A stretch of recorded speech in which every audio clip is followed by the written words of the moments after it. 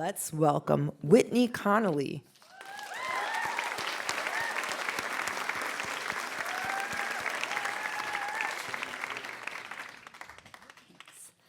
I grew up in New Hampshire, far enough from the ocean that I didn't have a ton of experience, but my dad grew up by the sea, so we would often go to the beach where he grew up. And it was kind of just enough visits where I'd gotten hammered by just enough waves that I was a little bit fearful. But when I was 10, the company my dad worked for at the time, they did their employee appreciation trip to Hawaii. And my whole family got to go, and this hotel was incredible, and it had the best pool. It had water slides and a rope swing and a lazy river, and I was perfectly happy to stay in the pool all day, every day. But my dad, being the ocean boy, thought it was very important that at least once while we were in Hawaii that we go to the actual beach and go in the actual ocean. And he'd taken us on this really nice trip. We were staying in this ridiculous suite that was so big that it, for some reason, necessitated a phone in the bathroom, which to a 10-year-old in the 90s was like peak luxury. And so I thought, okay, the least I can do is go swimming in the ocean with my dad. So we picked a day where the waves weren't that big. We swam out pretty far, and we were just kind of bobbing out there, having a great time, looking for turtles. When on the horizon, we see this set of waves coming towards us, and they are massive. Like, they came out of nowhere, and they're huge. And I immediately panic, and I'm like, I'm going to swim to the beach. And I start swimming towards the beach, and my dad grabs me, and he's like, he knows, he's an old salt. And he's like, no, the safest place to be is out here. He knows that by the time a 10-year-old swims to the beach, it'll be the exact moment that those waves also get to the beach and crush me. And he's like, so here's what we're going to do. We're going to dive under the waves. I'm like, absolutely not. That's not going to happen.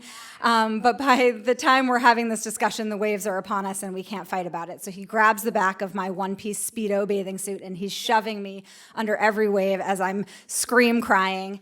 But we make it through. There's probably like 6 waves, but it felt like 100. We make it to the shore. I have my life and a crippling fear of waves that follows me for the rest of said life. To the point where, like, when I'm in high school, there's that poster store at the mall, and our poster store had a display poster that was a giant stone lighthouse with this enormous wave kind of crashing around it, and I couldn't go by the poster store. Like, that would give me the spins.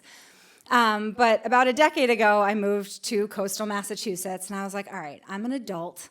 I need to get over this wave business. And so I started working on it, and I did a couple things. I joined a rowing group. We row gigs, which are big wooden boats. We row them with big wooden oars, and we mostly row them in the harbor, where it is very calm most of the time. But every once in a while, we get buzzed by a whale-watching boat or two, and those wakes are huge. But I found if I focus on my oar, I focus on the stroke, I can hold it together.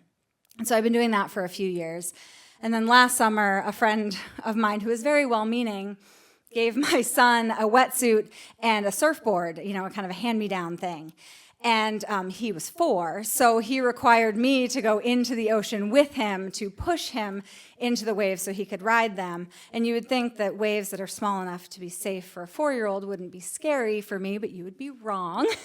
And I was terrified out there, but I did it all last summer, and I did it all of this summer. And this past weekend, we ended up with one of those amazing child-free weekends. My dad wanted to take my son to some tractor show in New Hampshire. So they took him for the weekend, and my friend offered to take a bunch of us out on her dad's sailboat. And we were like, yeah, that sounds great. She's like, we'll go for a sunset cruise. So we meet on the dock, and the sailboat is moored in on the river. So it's calm, it's great. We get on the boat. The river cruise, we do it with the engine to get out to the bay. It's very beautiful. We're all laughing. We're having a great time. Someone's making margaritas. I realize that I don't have a child to put to bed that night or to wake up with in the morning. So when someone offers me a healthy dose of mushrooms, I'm like, yes, that sounds like a great idea. And so we're having a great time. We get out to the bay, and I realize, oh, the waves are really big out here. And someone makes a joke about how there was a small craft advisory that day, but good thing we weren't on a small craft. And I'm scared, but I'm holding it together. And I'm like, we're only out here for an hour. The plan is to do an hour sail and then back into the river and have dinner on the mooring. So I'm like, I can handle this. So we watch the sunset. It's starting to get dark. We go to turn the motor on, and the motor doesn't turn on. And so now we're out there and it's getting really dark and the swells are getting even bigger, and I'm checking the radar on my phone, and there are some storm cells that are like within shouting distance. And so our friend Steve is underneath banging on the engine with something he found. The rest of us are laughing. My friend Monica, whose boat it is freaking out and calling her uncle and begging him to bring his skiff out to tow us in. I'm doing absolutely nothing helpful, but I'm not freaking out, which feels like a win. And eventually her uncle does come out and he tows us back, which is pretty harrowing. It's dark, it's a river, there's a mooring field, it's a whole thing. But we do make it back to the mooring. We do not capsize. We are not lost at sea. We do not die. And we have a lovely dinner on the boat. And it kind of ends up being one of the best nights I've had in a really long time. So I am not ready to say that I am no longer afraid of waves. But with the work I've put into it and the help of my friends and some recreational drugs, I think I am at a moderate fear place. Thank you.